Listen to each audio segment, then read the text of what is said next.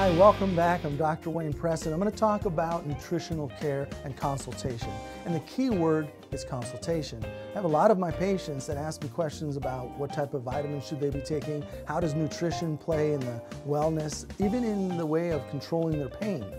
Now, one of the things I like to point out right from the get-go is not everybody can benefit from nutritional care. Why? Because a lot of people have taken their the way they eat, how they prepare their foods, by really watching what they eat. So they're getting a lot of their vitamins and minerals by eating right.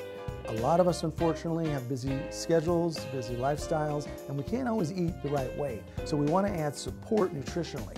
So taking the multivitamin, taking certain other types of vitamins and minerals allow for you to feel better, to have more energy, and to help your tissues heal, particularly after injury. So when it comes to nutritional care, I'm well experienced and trained, and I have a great understanding of how to provide you a level of nutritional care that will affect you in a positive way.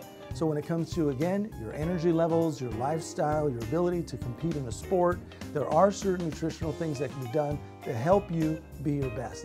Once again, thank you for visiting our website and listening to this video, and I look forward to taking care of you soon. Take care.